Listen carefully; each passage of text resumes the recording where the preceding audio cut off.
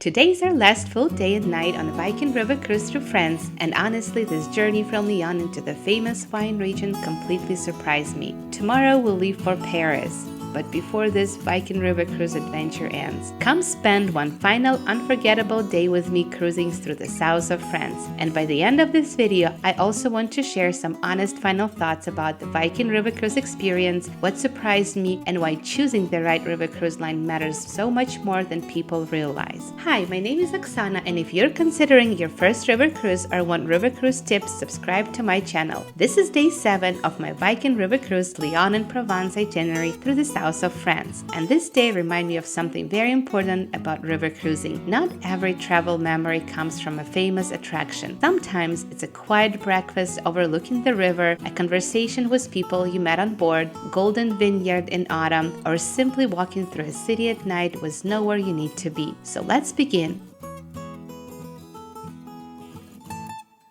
Tuesday morning in Lyon was absolutely beautiful. I woke up pretty early that morning and quietly went upstairs to the sun deck before most people were awake. It felt special. The sun was slowly rising above Lyon. The city was waking up. You could see locals walking to work. Meanwhile, our Viking ship was docked right in the middle of it all. And that's one thing that truly impressed me on this itinerary. You are not staying outside the city somewhere far away. You're actually living inside these destinations. And standing there on the sun deck that morning reminded me again why this river cruise feels so relaxing. There's no hotel checkout, no dragging luggage to the train stations, no unpacking or repacking every couple of days, no figuring out transportation. You simply wake up, walk upstairs with the coffee, and Europe is already waiting for you outside. After years of traveling, there's something incredibly luxurious about that simplicity.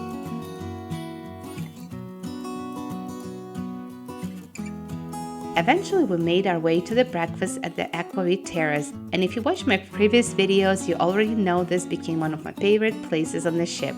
It was always peaceful in the mornings, the views were incredible, and there's just something calming about sitting there while the river slowly moves beside you.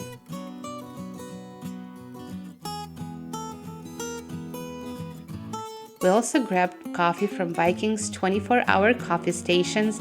There's actually 2 on board, which honestly became part of my daily routine. You can make almost anything. Lattes, cappuccinos, espressos, decaf, hot chocolate, tea, and of course pastries were always nearby. And if you watch the series carefully, you probably already know which pastry became my favorite by now.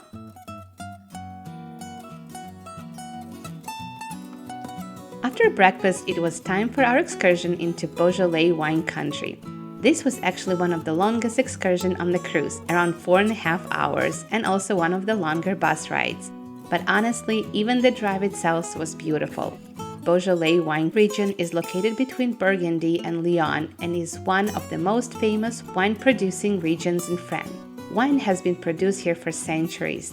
The Romans planted some of the first vineyards in this area, and later during the Middle Ages, Benedictine monks helped expand winemaking throughout the region. Today, Beaujolais has thousands of acres of vineyards spread across rolling hills and small medieval villages. And unlike some heavier French wines, Beaujolais wines are actually lighter, fruitier, and made most of the Gamay grape. As we drove further into the countryside, the scenery completely changed. Rolling hills covered in vineyards, stone villages, golden autumn colors everywhere, tiny winding roads through the hills.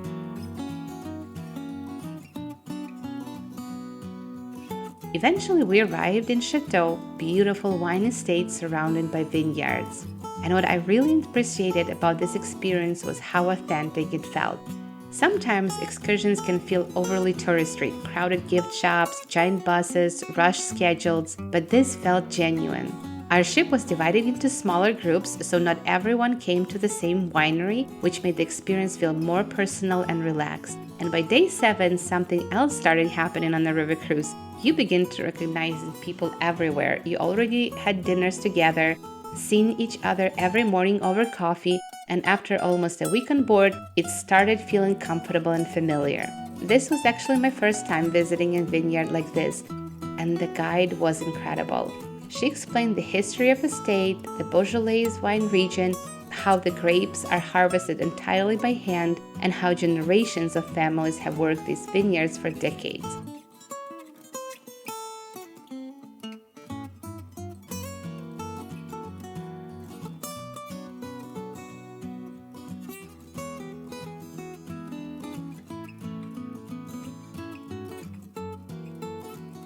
Our wine tasting took place downstairs in the old cellar basement, and that one was the coolest parts of the day. The cellar itself felt like stepping back in time. Inside the cave-like basement were wooden wine casks that were over 100 years old.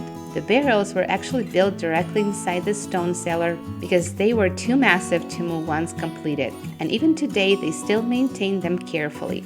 Each of these giant casks could hold the equivalent of around 5,000 bottles of wines. Even if you're not a big wine drinker like me, it was still such a beautiful experience simply being there.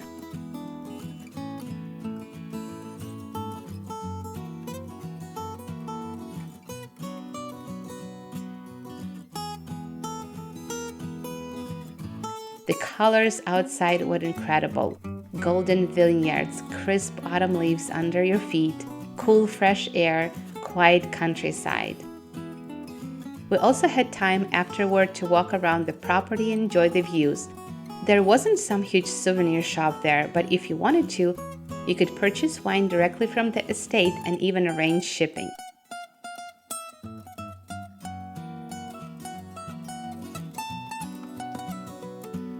Afterward, we continued further through the Beaujolais wine country, and the drive itself felt like part of the excursion. Everywhere you looked, there were vineyards stretching across the hillside in shades of gold and green. And eventually we arrived in a tiny village that looked almost frozen in time.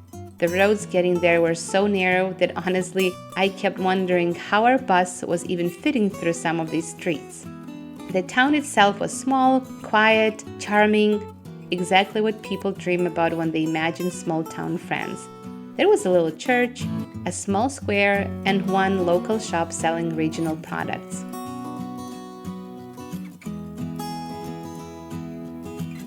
And this is where we found what might have been the best ice cream of the entire trip.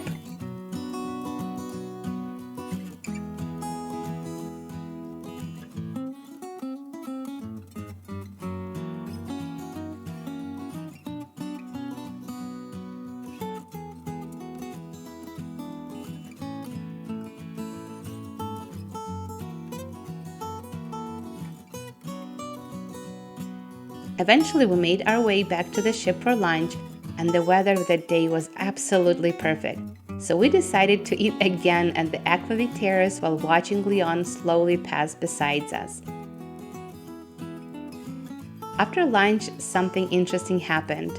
The ship switched positions, and it was fascinating watching how smoothly the captain maneuvered the ship.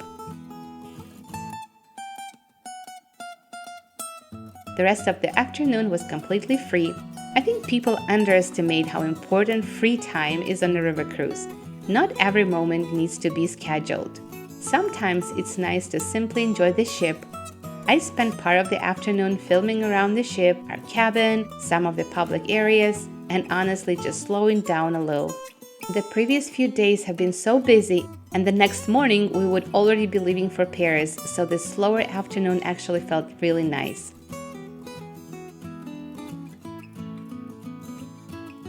I also spent some more time on the sun deck simply watching Lyon from the river.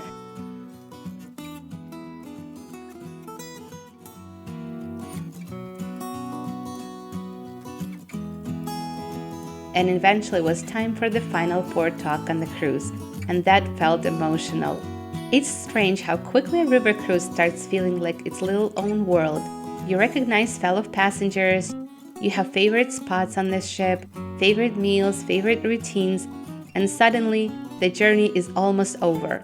That evening we had another wonderful dinner on board, and later around 8:30 p.m. we decided to go out and walk around Lyon one more time at night. Lyon at night felt completely different than during the day. Lyon is also called the City of Lights. The city was alive, restaurants were full, people were outside enjoying dinner and wine. bridges glowing over the river. And one thing that surprised me, that Lyon felt very safe. Even late in the evening, there were people everywhere simply enjoying life. And that's another thing I loved about river cruising. On some days, you're sailing at night, but on docking days like this, you can simply walk off the ship in the evening and experience the city however you want. Your ship is right there waiting for you. We walked through parts of Lyon we had already seen earlier, but somehow everything felt very different at night.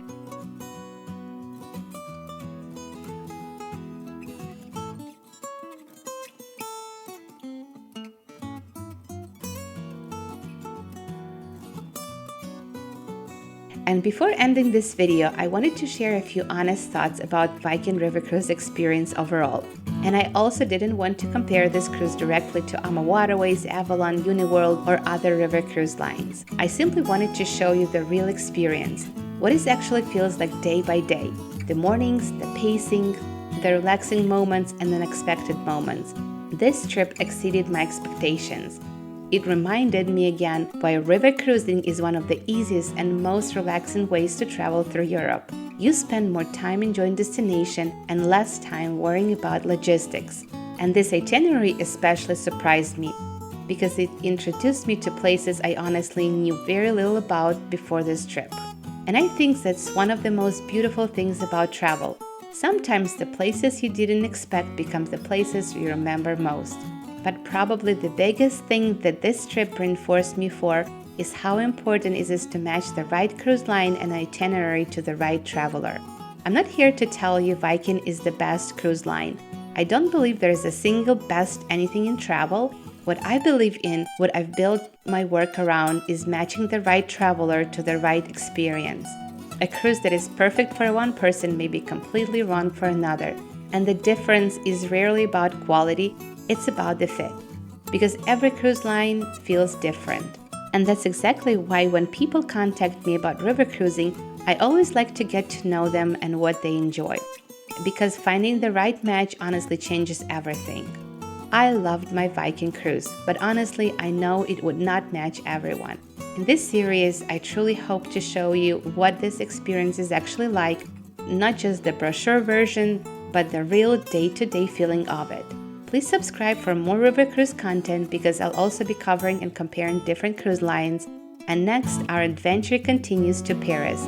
We'll be taking the train from Lyon, staying in one of the most incredible places of the entire trip, and exploring what you can actually do in Paris in 24 hours. So make sure to subscribe for the final part of this journey.